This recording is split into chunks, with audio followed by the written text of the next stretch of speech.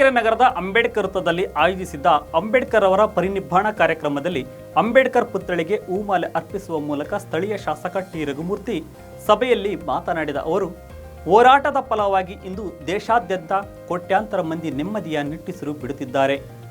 Bharat Ratna doctor Bhimrao Ambedkar ಅವರು ಭಾರತದ ಸಂವಿಧಾನ ಶಿಲ್ಪಿ ಮಾತ್ರವಲ್ಲದೆ ನ್ಯಾಯಶಾಸ್ತ್ರಕ್ಕಾಗಿ, ಸುಧಾರಕರಾಗಿ, ಅಲ್ಪಸಂಖ್ಯಾತರ ಅರ್ಥಶಾಸ್ತ್ರಜ್ಞರಾಗಿ, ಸಮಾಜ, ಮಹಿಳೆಯರು ಸೇರಿದಂತೆ ದಲಿತರು, ಅಸ್ಪೃಶ್ಯತೆ, ಅಸಮಾನತೆಯ ವಿರುದ್ಧ ದಿಟ್ಟತನದಿಂದ ಹೋರಾಡಿ ಸಮಾಜದ ಕಟ್ಟಕಡೆಯ ವ್ಯಕ್ತಿಗೂ ನ್ಯಾಯ ಸಿಗುವಂತೆ ಮಾಡಿದ ಮಹಾನ್ ಮಾನವತಾವಾದಿ ಅಂಬೇಡ್ಕರ್ ಎಂದು ಶಾಸಕ ಟಿ ರಘುಮೂರ್ತಿ ಹೇಳಿದರು. 56 ಡಿಸೆಂಬರ್ 5ನೇ ತಾರೀಕು ಅವರು ಮರಣ ಹೊಂದಿದ್ದಾರೆ ಅಂತ ಹೇಳಿ ಸುದ್ದಿ ತಿಳಿದಂಥ ಸಂದರ್ಭದಲ್ಲಿ ವಿಶ್ವದ ಭಾರತ ರಾಷ್ಟ್ರ ಸೇರಿ ವಿಶ್ವದ 193 ರಾಷ್ಟ್ರಗಳು ಅವರ ರಾಷ್ಟ್ರಧ್ವಜವನ್ನು ಅರ್ಧಕ್ಕೆ ಇಳಿಸಿ ಅವರಿಗೆ ಆತ್ಮಕ್ಕೆ ಶಾಂತಿಯನ್ನು ಕೋರಿದಂಥ ಪುಣ್ಯಾತ್ಮ ಯಾರಾದರೂ ಇದ್ದರೆ ಈ ಪ್ರಪಂಚದಲ್ಲಿ ನಮ್ಮ ಡಾಕ್ಟರ್ BR ಅಂಬೇಡ್ಕರ್ ಅವರು. ಹಾಗಾಗಿ ಅವರನ್ನು ಅವರು ಸತ್ತಿರ್ತಕ್ಕಂಥ ದಿನ ಅಂತ ಹೇಳಿ ನಾವು ಆಚರಣೆ ಮಾಡ್ತೀವಿ. ಆದರೆ ಅವ್ರು ಯಾವತ್ತೂ ಕೂಡ ನೆಲೆಸಿದ್ದಾರೆ, ಯಾವತ್ತೂ ಕೂಡ ಬದುಕಿದ್ದಾರೆ. ಎಲ್ಲಿವರೆಗೂ ಅವರಿಗೆ ಕಲಿಯುಗ ಇರ್ತದೆ, ಮಾನವ ಕುಲ ಇರುತ್ತೆ, ಅಲ್ಲಿವರೆಗೂ ಕೂಡ ಅವರು ಬದುಕಿರ್ತಾರೆ. ನಾವು ನೀವೆಲ್ಲ ಕೆಲವೊಂದು ದಿವಸ ಅಷ್ಟೇ, ಸತ್ತಾದ್ಮೇಲೆ ಕೆಲವೊಂದು ದಿವಸ ನೆನೆಸ್ತಾರೆ, ಮಕ್ಕಳು ಮೊಮ್ಮಕ್ಕಳು ಅಷ್ಟೇ, ಮರಿ ಮೊಮ್ಮಕ್ಕಳು ನೆನೆಸೋದೇ ಇಲ್ಲ, ನಾವು ಯಾರಂತ ಗೊತ್ತಿರೋದಿಲ್ಲ. ಆದರೆ ಅಂಬೇಡ್ಕರ್ ಅವರು ಯಾವಾಗಲೂ ಕೂಡ ಶಾಶ್ವತವಾಗಿ, ಯಾಕಂದರೆ ದೇವರುಗಳನ್ನ ನಾವು ನೆನೆಸ್ತೀವಿ, ದೇವರುಗಳನ್ನ ನಾವು ನೋಡಿಲ್ಲ. ಆದರೆ ಅಂಬೇಡ್ಕರ್ ಅವರು ದೇವ್ರಿಗಿನ್ನ ಮಿಗಿಲಾಗಿ ಈ ಒಂದು ಕಲಿಯುಗದಲ್ಲಿ, ಈ ಸಮಾಜದಲ್ಲಿ ನಾವು ಕಾಣ್ತೀವಿ. ಯಾಕೆಂದರೆ ನಮ್ಮ ಅಂಬೇಡ್ಕರ್ ಸುತ್ತಲೇ ಎಲ್ಲ ವ್ಯವಸ್ಥೆಗಳು ಯಾವತ್ತೂ ಕೂಡ ಕಾರ್ಯಾಂಗ ವ್ಯವಸ್ಥೆ, ಶಾಸಕಾಂಗ, ನ್ಯಾಯಾಂಗ, ಪತ್ರಿಕಾ ರಂಗ ಇವೆಲ್ಲನೂ ಕೂಡ ಸುತ್ತಂಥದ್ದು 4 ಅಂಗಗಳ ಮುಖಾಂತರ. ಆ ಇದರಲ್ಲಿ ಅಂಬೇಡ್ಕರ್ ಯಾವತ್ತು ನೀವೆಲ್ಲ ಕೋರ್ಟಲ್ಲಿ ನೋಡಿ, ಜಡ್ಜನ್ನು ತಗೊಳ್ಳಿ, ಯಾವುದೇ ತಗೊಳ್ಳಿ, ಅಲ್ಲಿ ಅಂಬೇಡ್ಕರ್ ಬರೆದಂಥ ಸಂವಿಧಾನಕ್ಕೆ ಅದು ಸಂವಿಧಾನಕ್ಕೆ ಪೂರಕವಾಗಿದೆಯಾ, ಸಂವಿಧಾನಕ್ಕೆ ವಿರುದ್ಧವಾಗಿದೆಯಾ ಅಂತ ಹೇಳಿ ಅಂಶಗಳು ಬರ್ತದೆ. ಯಾರಿಗಾದರೂ ಪನಿಷ್ಮೆಂಟ್ ಆಗ್ತದೆ, ಇನ್ನೊಂದಾಗುತ್ತಂದರೆ ಅದಕ್ಕೆ ವಿರುದ್ಧವಾಗಿರ್ತಕ್ಕಂಥದ್ದು. ಜೊತೆಗೆ ಎಲ್ಲೇ ಕಾರ್ಯಾಂಗ ವ್ಯವಸ್ಥೆಯಲ್ಲಿ, ಬಹುಶಃ ಕಾರ್ಯಾಂಗ ವ್ಯವಸ್ಥೆಯಲ್ಲಿ ಯಾವುದೋ ಶಾಸಕಾಂಗ ಅಲ್ಲಿ ಇಲ್ಲಿ ವಿಧಾನಸಭೆಯಲ್ಲಿರ್ಬೋದು, ಲೋಕಸಭೆಯಲ್ಲಿರ್ಬೋದು, ಎಲ್ಲೇ ಯಾವುದೇ ಹಂತದಲ್ಲಿ ಗ್ರಾಮ ಪಂಚಾಯತಿನಲ್ಲಿರ್ಬೋದು, ಅದಕ್ಕೆ ಪೂರಕವಾಗಿ ಎಲ್ಲ ಕಾನೂನುಗಳು ರಚನೆ ಆಗಿರ್ತಕ್ಕಂಥದ್ದು. ಹಾಗಾಗಿ ಯಾವತ್ತೂ ಕೂಡ ಅಂಬೇಡ್ಕರ್ ಅವರು ಬದುಕಿರ್ತಾರೆ, ಅವರು ಯಾವತ್ತೂ ಕೂಡ ಚಿರಾಯುವಾಗಿರ್ತಾರೆ. ಹಾಗಾಗಿ ನಾವೆಲ್ಲರೂ ಅವರನ್ನು ಯಾವತ್ತೂ ನಮಗೆ ದೇವರಂತಲೇ ನಾವು ಭಾವಿಸ್ಬೇಕು. ವಿಶೇಷವಾಗಿ ನಾವು ದೇವ್ರನ್ನ ಯಾವಾಗ ನೆನೆಸ್ತೀವಿ ಅಂದರೆ, ನಮಗೆ ಕಷ್ಟ ಬಂದಂಥ ಸಂದರ್ಭದಲ್ಲಿ ನಾವು ನೆನೆಸ್ತೀವಿ, ಬಹಳಷ್ಟು ಆರಾಮಾಗಿದ್ದಾಗ ನೆನೆಸಲ್ಲ. ಆದರೆ ಅಂಬೇಡ್ಕರ್ ಅವರು ಈ ಒಂದು ಸಮಾಜದಲ್ಲಿ ಯಾರೆಲ್ಲ ಕಷ್ಟದಲ್ಲಿರ್ತಾರೆ, ಜಾತಿ ವ್ಯವಸ್ಥೆಯಲ್ಲಿ, ಅಸ್ಪೃಶ್ಯತೆ ವ್ಯವಸ್ಥೆಯಲ್ಲಿ, ವಿಶೇಷವಾಗಿ ಮಹಿಳೆಯರಿಗಿರ್ಬೋದು, ಜಾತಿ ವ್ಯವಸ್ಥೆಯಲ್ಲಿ ಎಲ್ಲ ಹಂತದ ಎಲ್ಲ ಜಾತಿನಲ್ಲಿ ಬದುಕಿರ್ತಕ್ಕಂಥ ಬಡವರಿಗೆ ಅವರು ನ್ಯಾಯವನ್ನು ಕೊಡಂಥ ಸಂವಿಧಾನವನ್ನು ಬರೆದಿರ್ತಕ್ಕಂಥದ್ದು.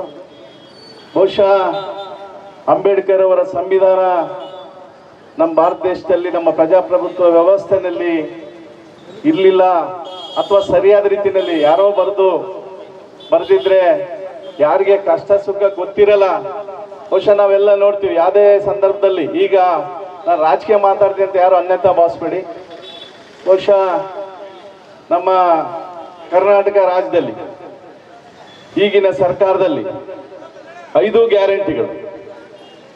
ಗ್ಯಾರಂಟಿಗಳು ಅವನ್ನೆಲ್ಲ ನೀವು ಯೋಚನೆ ಮಾಡಿದಾಗ, ರಾಜಕಾರಣ ಹೊರತುಪಡಿಸಿ ಯಾವುದೇ ಪಕ್ಷದಲ್ಲಿರಲಿ, ಯಾವುದೇ ಇರಲಿ, ಅದನ್ನು ಉಪಯೋಗಿಸಂತ ಎಲ್ರಿಗೂ ಕೂಡ ರಾಜಕಾರಣದಲ್ಲಿ, ನಾವು ರಾಜಕೀಯ ವ್ಯವಸ್ಥೆಯಲ್ಲಿ, ಅಥವಾ ನಾವು ಮುಖಂಡಗಳಾಗಿರ್ತಕ್ಕಂಥವ್ರು, ಜನಪ್ರತಿನಿಧಿಗಳಾಗಿರ್ತಕ್ಕಂಥವ್ರು, ನಾವು ಆ ಒಂದು ಗ್ಯಾರಂಟಿಗಳನ್ನು ಟೀಕೆ ಮಾಡೋಂಥ ಕೆಲಸ. ಆದರೆ ಅಂಬೇಡ್ಕರ್ ಬರೆದಂಥ ಒಂದು ಸಂವಿಧಾನ ಏನಿದೆ, ಆ ಸಂವಿಧಾನಕ್ಕೆ ಪೂರಕವಾಗಿ ಈ ಭಾರತ ದೇಶದಲ್ಲಿ ಬಡವರು ಸಮಾನತೆ ಇಲ್ಲ. ಇಲ್ಲಿ ಬಹುಶಃ ಅವರು ಸತ್ತು ಈಗ 68 ವರ್ಷಗಳು ಗತಿಸಿದೆ. ಸ್ವಾತಂತ್ರ್ಯ ಬಂದು 77 ವರ್ಷ ಆಗಿದೆ. ಉಪನ್ಯಾಸ ನೀಡಿದ ಶಿಶು ಅಭಿವೃದ್ಧಿ ಇಲಾಖೆಯ ಅಧಿಕಾರಿ ಹರಿಪ್ರಸಾದ್, ಅಂಬೇಡ್ಕರ್ ಕೇವಲ ಶಿಲ್ಪಿ ಅಲ್ಲ, ಅವರು ಮನುಷ್ಯನ ಸ್ಫೂರ್ತಿ. ಹಿಂದುವಾಗಿ ಹುಟ್ಟಿದ ನಾನು ಹಿಂದುವಾಗಿ ಸಾಯಲಾರೆ ಎಂದು ಬೌದ್ಧ ಧರ್ಮಕ್ಕೆ ಸೇರ್ಪಡೆಗೊಂಡು ಪರಿನಿರ್ವಾಣ ಹೊಂದಿದರು. ಬಾಲ್ಯದಲ್ಲಿ ಅವರು ಹಲವು ಶೋಷಣೆಗೆ ಒಳಗಾಗುತ್ತಾರೆ. ಆದ್ದರಿಂದ ನಾವು ಉಂಡ ನೋವು ನನ್ನ ಜನಗಳು ಅನುಭವಿಸಬಾರದು ಎಂದು ಸಂವಿಧಾನವನ್ನು ಬರೆಯುತ್ತಾರೆ. ಇನ್ನು ಇಂದಿನ ಚಿಕ್ಕಮಗಳೂರಿನಲ್ಲಿ ಜಿಲ್ಲೆಯ ದೇವಾಲಯಕ್ಕೆ ಎಸ್ಸಿ ಸಮುದಾಯದವರು ಪ್ರವೇಶ ನಿರಾಕರಣೆ ಎಂಬ ವರದಿಗಳು ಪತ್ರಿಕೆಗಳಲ್ಲಿ ನೋಡುತ್ತಿದ್ದೇವೆ. ಜಾತಿ ವ್ಯವಸ್ಥೆ ತೊಲಗಿಸಲು ಅಂದು 1927ರಲ್ಲಿ ನಾಸಿಕಾ ದೇವಾಲಯ ಪ್ರವೇಶ ಪಡೆಯುತ್ತಾರೆ. ಅಂಬೇಡ್ಕರ್ ಅವರು 19 ಗಂಟೆಗಳ ಕಾಲ ವ್ಯಾಸಂಗ ಮಾಡುತ್ತಿದ್ದರು. 9 ಭಾಷೆಗಳು 62 ಪ್ರಶಸ್ತಿಗಳು ಅವರ ಮುಡಿಗೇರಿದ್ದುವು ಎಂದರು. ಸ್ಫೂರ್ತಿಯಾಗಿರುತ್ತೆ.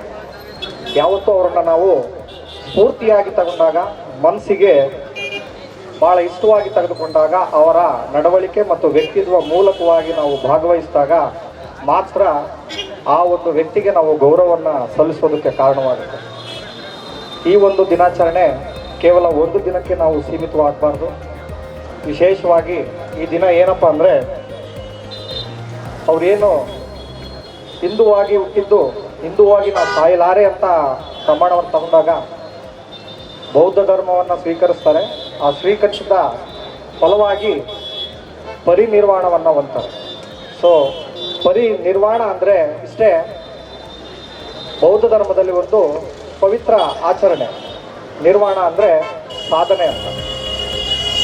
ಏನು ತನ್ನ ಬದುಕಿನಲ್ಲಿ ಏನು ಸಾಧನೆಯನ್ನು ಮಾಡಿರ್ತಾರೆ, ಅವರ ಒಂದು ಬೌದ್ಧ ಧರ್ಮದಲ್ಲಿ ಪುನರ್ಜನ್ಮ ಎನ್ನುವುದು ಕೊನೆಯ ಸಾಧನೆಯಾಗಿ ಪುನರ್ಜನ್ಮ ಆಗುವುದಿಲ್ಲ ಎಂಬ ತತ್ವದ ಆಧಾರದ ಮೇಲೆ ಈ ನಿರ್ವಾಣ ಇದೆ. ಸೊ ಹಾಗಾಗಿ ಇದನ್ನು ಪರಿನಿರ್ವಾಣ ಅಂತ ಕರೀತಾರೆ. ಇವರ ಒಂದು ಬಾಲ್ಯವನ್ನು ನಾವು ನೆನಪಿಸಿಕೊಂಡಾಗ ಬಾಲ್ಯ ಭಾಳ ವಿಶೇಷವಾಗಿರ್ತದೆ. ಅವರ ಬಾಲ್ಯದ ಶಿಕ್ಷಣದಲ್ಲೇ ಭಾಳಷ್ಟು ಘಟನೆಗಳು ಅವರ ಕಣ್ಮುಂದೆ ಕಾಣ್ತವೆ.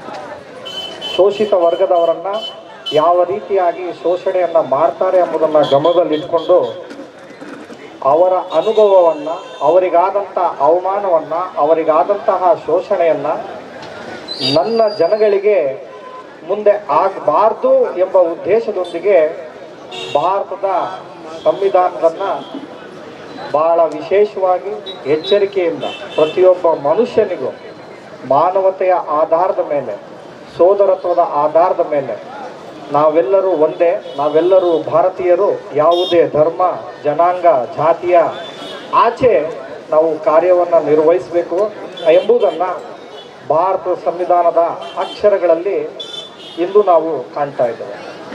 ಸೊ ಅವರ ಒಂದು ವಿಶೇಷವಾಗಿ 2 ಮಾತುಗಳನ್ನು ಹೇಳೋಕ್ಕೆ ಸಾಧ್ಯವಾಗಲ್ಲ. ಅವರು ಆಡ್ತಕ್ಕಂತಹ, ನಡೆದುಕೊಳ್ತಕ್ಕಂತಹ ಎಲ್ಲವೂ ಸಹ ವಿಶೇಷವಾಗಿ ಬರ್ತದೆ.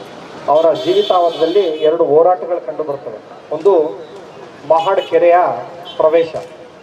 ಏನು ಭಾರತದಲ್ಲಿ ಈ ಜಾತಿ ಪದ್ಧತಿಯ ವಿರುದ್ಧವಾಗಿ ಕಂಡು ಬರ್ತಕ್ಕಂತಾಗ ನಾಯಿ, ನರಿಗಳು, ಕೋಳಿ, ಎಮ್ಮೆ, ಹಸುಗಳು ಎಲ್ಲವೂ ಸಹ ಆ ಕೆರೆಯ ನೀರನ್ನು ಕುಡಿಬೇಕಾದ್ರೆ ನಾವು ಮಾನವರಾಗಿದ್ದು ಆ ಕೆರೆಯ ನೀರನ್ನು ಕುಡಿಯುವ ಹಕ್ಕು ನಮಗೂ ಇದೆ ಎಂಬುದನ್ನು ಆ ಸಾರ್ವಜನಿಕವಾಗಿ ಉದ್ದೇಶವಾಗಿ ಭಾಷಣವನ್ನು ಮಾಡುವುದರ ಮೂಲಕವಾಗಿ ಆ ಒಂದು ಮಹಾಡ್ ಕೆರೆಯ, ಚೌಡಾ ಕೆರೆಯ ನೀರನ್ನು ತೆಗೆದುಕೊಂಡು ಹೋದದ್ದು ಆ ಒಂದು ಅಸ್ಪೃಶ್ಯ ಜನರನ್ನು ಕೆರಳಿಸ್ತಕ್ಕಂಥ ಒಂದು ಹೋರಾಟದ ಪ್ರತೀಕವಾಗಿರ್ತದೆ.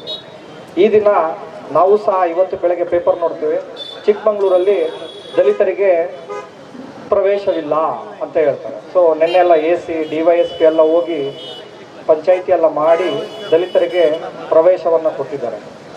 ಅವೆರಡೂ ನಾವು ಹೋಲಿಕೆ ಮಾಡಿ ನೋಡಿದಾಗ ಆ ರೀತಿಯ ಶೋಷಣೆ ಈಗಿನ ವಿದ್ಯಾವಂತ ಸಮಾಜದಲ್ಲಿ ಆಗ್ತಾ ಇರೋದು ನಮಗೆ ವಿಪರ್ಯಾಸವೇ ಸರಿ ಅಂತ ಕಾಣ್ತದೆ. ಸೊ ಇನ್ನೊಂದು ಇದೇ ಇನ್ಸಿಡೆಂಟ ಆಗಲೇ 1927ನೇ ಇಸ್ವಿಯಲ್ಲೇ ಡಾಕ್ಟರ್ BR ಅಂಬೇಡ್ಕರ್ ಅವರು ನಾಸಿಕದ ಕಾಳಾರಾಮ ದೇವಸ್ಥಾನದಲ್ಲೇ ಪ್ರವೇಶವನ್ನು ಪಡಿತಾರೆ ಮುಕ್ತವಾಗಿ. ಸೊ ಅದು ಸಹ ಒಂದು ಅವಿಸ್ಮರಣೀಯ ಘಟನೆ ಆಗಿರ್ತದೆ. ಇವರ ವಿದ್ಯಾರ್ಥಿಯ ಜೀವನವನ್ನು ನಾವು ಗಮನಿಸಿದಾಗ ಸತತ 19 ಗಂಟೆಗಳ ಕಾಲ ಓದ್ತಾ ಇದ್ರು. 19 ಗಂಟೆಗಳು, ಉಳಿದಿದ್ದಿಲ್ಲ ಕೇವಲ 5 ಗಂಟೆ ಮಾತ್ರ. ಸೊ 19 ಗಂಟೆಗಳು ಅಂತ ಅಂದ್ಕೊಂಡಾಗ ನಮಗೆ ಅವರ ಒಂದು ಪ್ರಬುದ್ಧತೆ, ಆ ಕಮಿಟ್ಮೆಂಟು, ಆ ವಿದ್ಯಾವಂತದ ಜೀವನದವನ್ನು ಗಮನಿಸಿದಾಗ ಅವರಿಗೆ ಸರಿಸುಮಾರು 9 ಭಾಷೆಗಳು, 62 ಪದವಿಗಳು, ಅವರಿಗೆ ಸಲ್ಲದೇ ಇರತಕ್ಕಂಥದ್ದು ಯಾವುದೂ ಇಲ್ಲ. ಮೊಟ್ಟ ಮೊದಲಿಗೆ ಅಮೆರಿಕದ ಕೊಲಂಬಿಯಾ ವಿಶ್ವವಿದ್ಯಾಲಯಕ್ಕೆ ಹೋಗಿ ಪದವಿಯನ್ನು ಪಡೆದಂತಹ ಏಕೈಕ ಶೋಷಿತ ವರ್ಗದ ದಲಿತ ವರ್ಗದ ಹುಡುಗ ಅಂದರೆ ಅದು ಡಾಕ್ಟರ್ BR ಅಂಬೇಡ್ಕರ್ ಅವರು. ಹಾಗೆ ಸಾಹೇಬ್ರು ಹೇಳಿದರು ವಿಶ್ವರತ್ನ ಅಂತ ಕರಿಬೋದು ಅಂತ. ಆಲ್ರೆಡಿ 2015ರಲ್ಲಿ ಕೊಲಂಬಿಯಾ ವಿಶ್ವವಿದ್ಯಾಲಯ ಅವ್ರಿಗೆ ವಿಶ್ವರತ್ನ ಎಂಬ ಪ್ರಶಸ್ತಿಯನ್ನು ಸಹ ಕೊಟ್ಬಿಟ್ಟಿದೆ. ಇನ್ನೊಂದು ಬಹಳ ಅವರ ಯಾವ ರೀತಿ ಕಮಿಟ್ಮೆಂಟ್ ಇತ್ತು ತನ್ನ ಜನಗಳೊಂದಿಗೆ ಅಂತ ಹೇಳ್ಬೇಕಂದ್ರೆ, ಅವರ 2ನೇ ಮಗು ಸಾಗೋದಾಗ ಅವರು ಇಂಗ್ಲೆಂಡ್ನಲ್ಲಿ ಓದ್ತಾ ಇರ್ತಾರೆ. ಅರ್ಥಶಾಸ್ತ್ರಕ್ಕೆ ಸಂಬಂಧಪಟ್ಟಂತೆ ಓದ್ತಾ ಇರಬೇಕಾದ್ರೆ ಅವ್ರಿಗೆ ಒಂದು ಟೆಲಿಗ್ರಾಮ್ ಬರುತ್ತೆ. ರಮಾಬಾಯಿ ಅವರು ಒಂದು ಟೆಲಿಗ್ರಾಮನ್ನು ಕಳಿಸ್ತಾರೆ, ತಮ್ಮ ಮಗ ಮರಣ ಹೊಂದಿದ್ದಾರೆ ಅಂತ.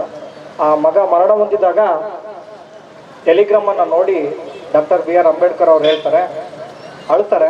ಅತ್ತಾಗ ಅವರ ಸಹಪಾಠಿಗಳು ಹೇಳ್ತಾರೆ, ದಯವಿಟ್ಟು ಹೋಗಿ ತಮ್ಮ ಊರಿಗೆ ತಮ್ಮ ಮಗನನ್ನು ನೋಡ್ಕೊ ಬನ್ನಿ ಅಂತ. ಆಗ ಡಾಕ್ಟರ್ ಅಂಬೇಡ್ಕರ್ ಹೇಳ್ತಾರೆ, ಇವತ್ತು ನನ್ನ ಒಬ್ಬ ಮಗನನ್ನು ನೋಡಕ್ಕೆ ಹೋದರೆ ನನ್ನ ದೇಶದಲ್ಲಿ ಸಾವಿರಾರು ಇಂಥ ಮಕ್ಕಳು ತಬ್ಬಲಿಗಳಾಗ್ತವೆ. ಹಾಗಾಗಿ ನಾನು ಹೋಗಲ್ಲ, ನನ್ನ ವಿದ್ಯಾಭ್ಯಾಸವನ್ನು ಮುಂದುವರಿಸ್ತೀನಿ, ನನ್ನ ಜನಗಳಿಗೋಸ್ಕರ ನಾನು ಹೋರಾಟ ಮಾಡ್ತೀನಿ ಅಂತ ಹೇಳ್ತಂದು ಅವರ ಒಂದು ತನ್ನ ಜನಗಳ ಮೇಲೆ ಇದ್ದಂತಹ ಒಂದು ಬದ್ಧತೆ, ನನ್ನ ಜನಗಳನ್ನು ಏನಾದರೂ ಮಾಡಿ ಶಿಕ್ಷಣ, ಹೋರಾಟ, ಸಂಘಟನೆಯ ಮೂಲಕವಾಗಿ ಅವರನ್ನು ಮೇಲೆತ್ತಬೇಕು ಅನ್ನೋದು ಅವರ ಒಂದು ಕಮಿಟ್ಮೆಂಟ್ ಇದೆಯಲ್ಲ. ಸೊ ಆ ಕಮಿಟ್ಮೆಂಟ್ಗೆ ನಾವು ಅಭಾರಿ ಆಗ್ಬೇಕಾಗ್ತದೆ. ಇನ್ನೊಂದು ಅವರ ಒಂದು ಗುಣ ಏನಪ್ಪ ಅಂದರೆ ಸ್ವಾಭಿಮಾನ. ಈ ಸ್ವಾಭಿಮಾನದ ಪ್ರಶ್ನೆ.